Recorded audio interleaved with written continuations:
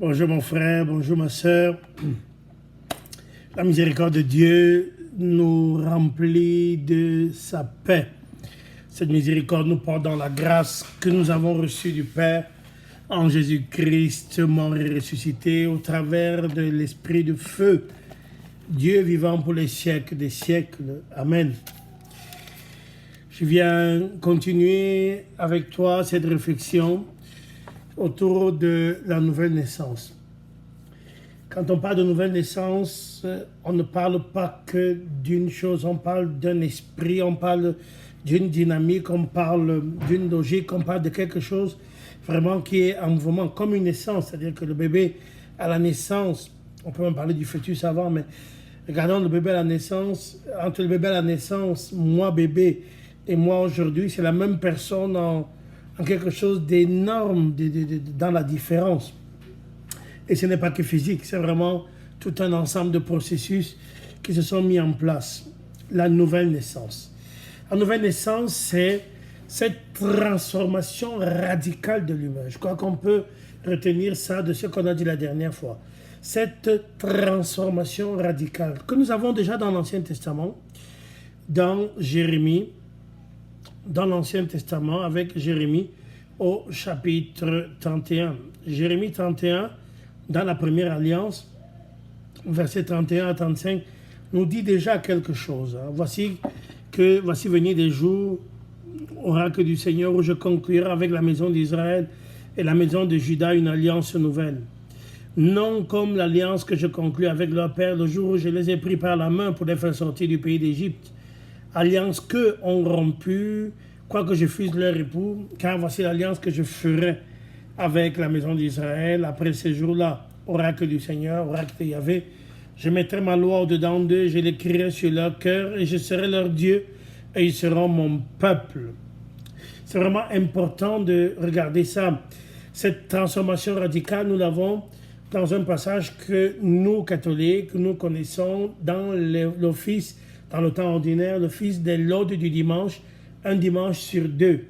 C'est Ézéchiel 36, versets 25 à 26. Ézéchiel 36, versets 25 à 26, nous le connaissons bien. Dit ceci: je ferai sur vous une aspersion d'eau pure et vous serez purifiés. De toutes vos souillures, de toutes vos abominations, je vous purifierai. Je vous donnerai un cœur nouveau, je mettrai en vous un esprit nouveau.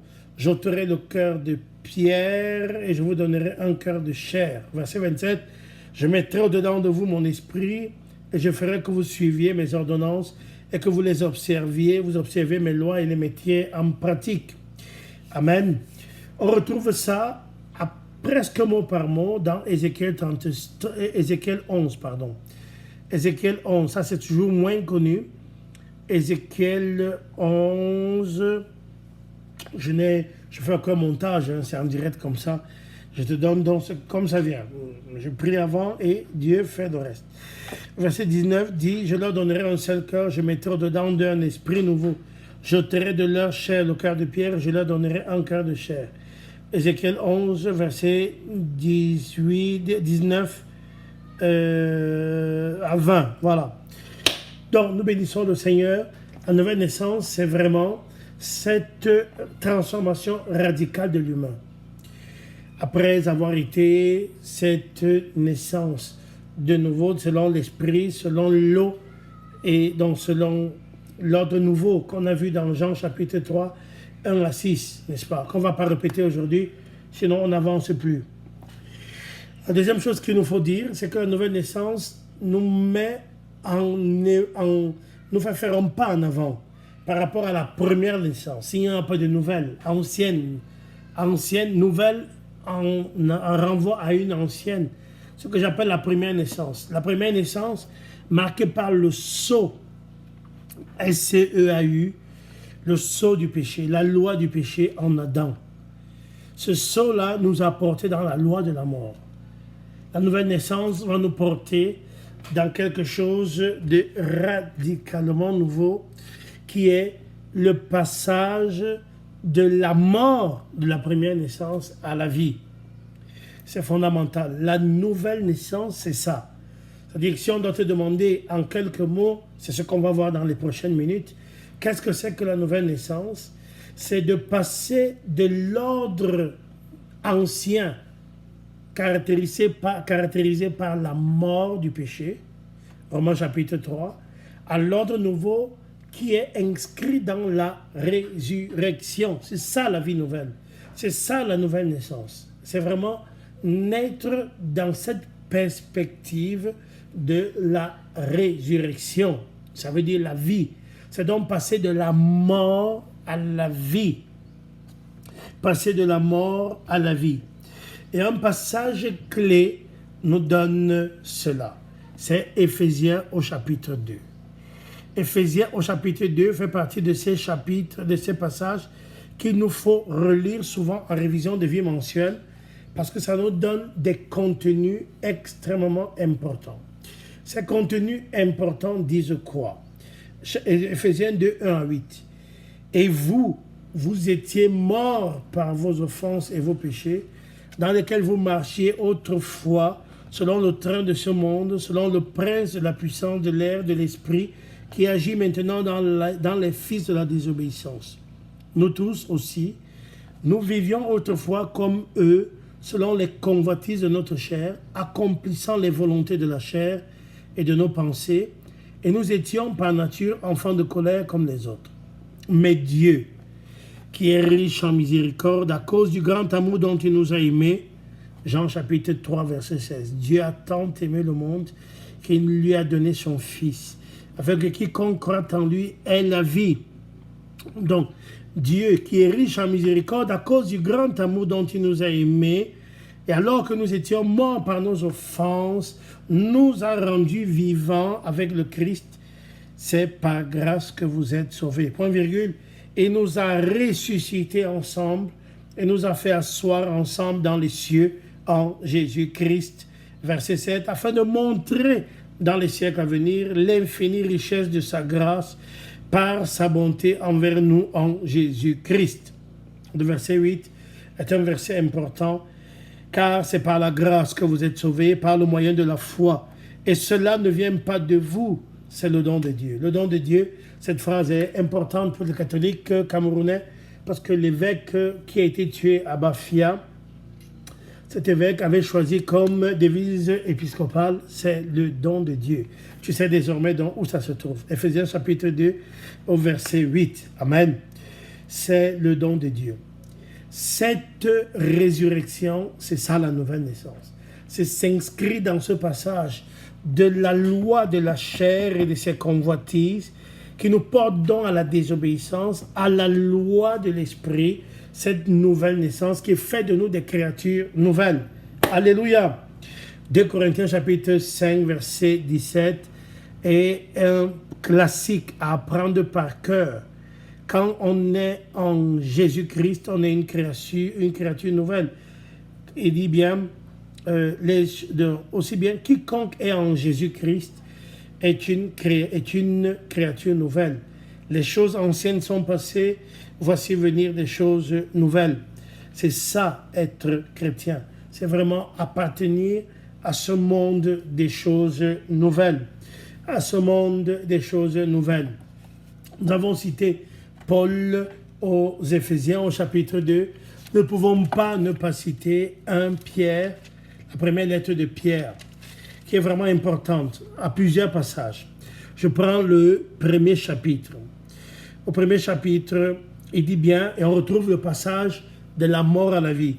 Béni soit Dieu, le Père de notre Seigneur Jésus-Christ, qui selon sa grande miséricorde nous a régénérés pour une espérance vivante par la résurrection de Jésus-Christ d'entre les morts, pour un héritage qui ne peut ni corrompre, ni souiller, ni flétrir, lequel vous est réservé dans les cieux, à vous qui, par la puissance de Dieu, êtes gardés par la foi pour le salut prêt à être révélé dans les derniers temps. C'est là ce qui fait votre joie, quoique maintenant, puisqu'il le faut, vous soyez attristés pour un peu de temps par diverses épreuves, afin que l'épreuve de votre foi, plus précieuse que l'or périssable, ce qui qui l'or périssable, qui cependant est éprouvé par le feu, est pour résultat la louange, la gloire et l'honneur lorsque Jésus-Christ apparaîtra. Ceci nous introduit dans un cycle qu'on va voir très bientôt, le cycle de louange. Un nouveau cycle de louange. Le premier cycle de louange, la louange personnelle. Deuxième, la louange dans l'assemblée qui prie. Le troisième, la louange dans les difficultés, la louange dans les preuves. Et on va voir le quatrième cycle de louange. Ce troisième cycle de louange, c'est vraiment Genèse chapitre 29 et 1 Pierre chapitre 1er. Cette louange qui vient de l'épreuve par le feu.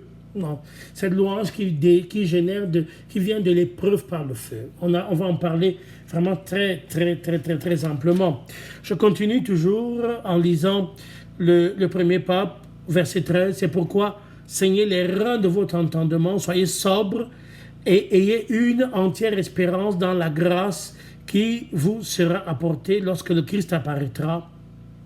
Comme des enfants obéissants, ne vous conformez pas aux convoitises que vous aviez autrefois, quand vous étiez dans l'ignorance. Paul aurait dit, quand vous étiez dans la mort du péché. L'apôtre Pierre dit, quand vous étiez dans l'ignorance. Chapitre 2 de la première lettre de Pierre, rejetant donc toute malice et toute ruse, la dissimulation, l'envie et toute médisance, désirez comme des enfants nouveau-nés, désirez comme des enfants nouveau-nés, nouvelle naissance, le lait spirituel et pur, afin que par lui, vous croissiez pour le salut, si vous avez goûté que le Seigneur est bon. Amen. Approchez-vous de lui, pierre vivante, rejetée par les humains, mais choisie et précieuse devant Dieu. Et vous-même, comme des pierres vivantes, édifiez-vous pour former une maison spirituelle, un saint sacerdoce, afin d'offrir des victimes spirituelles agréables à Dieu par Jésus-Christ. C'est encore ça la louange. Nous allons au chapitre 4. On pourrait lire le reste, c'est qu'on a très peu de temps. Et nous allons au chapitre 4, où nous retrouvons vraiment ce qui est de l'ordre de la nouvelle naissance. Au chapitre 4, il dit ainsi donc au début, Christ ayant souffert dans la chair, vous aussi, armez-vous de la même pensée. Car celui qui a souffert dans la chair en a fini avec le péché, afin de vivre non plus selon les convoitises des humains, mais selon la volonté de Dieu, pendant le temps qu'il lui reste à vivre dans la chair. Amen. Amen. C'est assez en effet d'avoir dans le temps passé accompli la volonté des païens, en marchant dans la dissolution, les convoitises, l'ivrognerie, les excès du manger et du boire et les idolâtries criminelles. Aussi trouve-t-il étrange que vous ne vous précipitiez pas avec eux dans le même débordement de débauche, et ils vous calomnient. C'est fort, hein? Ils rendront compte à celui qui est prêt à juger les vivants et les morts. L'apôtre dit au verset 7, « La fin de toute chose est proche. Soyez donc sages et sobres pour vaquer à la prière. Avant tout, ayez les uns pour les autres une ardente charité, car la charité, l'amour de Dieu, couvre une multitude de péchés. Exercez l'hospitalité les uns envers les autres sans murmure, comme de bons dispensateurs des diverses grâces de Dieu, que chacun de vous mette au service des autres le don qu'il a reçu. » Alléluia. Si quelqu'un parle, que ce soit comme annonçant les oracles de Dieu, ce que je fais avec beaucoup de simplicité, parce que je l'ai reçu gratuitement. Qu'il le remplisse avec la force que Dieu communique, afin que quand toute chose, Dieu soit glorifié par Jésus-Christ, à qui appartient la gloire et la puissance au siècle des siècles. Et la Bible dit Amen. Jean, je ne vais pas me gêner pour moi aussi répéter Amen. Et on peut continuer cette lecture comme cela. Donc, l'apôtre va vraiment donner les éléments. Ne soyez pas surpris comme d'une chose étrange qui vous arrive de la fournaise qui est au milieu de vous pour vous éprouver. C'est-à-dire que la nouvelle naissance, dit le premier pape, l'apôtre Pierre, et vraiment aussi va comporter un moment d'épreuve. Ce moment d'épreuve, ça va être l'enseignement suivant. Ça va nous mettre dans ce qu'on appelle la repentance. Réjouissez-vous au contraire de la part que vous avez aux souffrances du Christ, afin que vous soyez aussi dans la joie et dans l'allégresse lorsque sa gloire apparaîtra. Si vous êtes outragés pour le nom de Jésus, vous êtes heureux parce que l'Esprit de gloire, l'Esprit de Dieu repose sur vous. Que nul de vous, en effet, ne souffre comme meurtrier ou voleur ou malfaiteur ou comme s'ingérant dans les affaires d'autrui. Mais si quelqu'un souffre comme chrétien, qu'il n'ait point honte et que plutôt il glorifie Dieu à cause de ce nom. Et on peut continuer comme ça de façon continue, de façon vraiment pérenne dans les lectures de l'apôtre. Je voudrais m'arrêter là en bénissant le nom du Seigneur, en te disant vraiment l'importance d'entrer. Éphésienne de 1 Pierre, la première lettre de Pierre, chapitre 1er, le chapitre 4, ça te donne le contenu, l'ossature de la nouvelle naissance. Que Dieu soit glorifié en toi, qui te donne la joie d'entrer dans cette nouvelle naissance. Alléluia. Amen.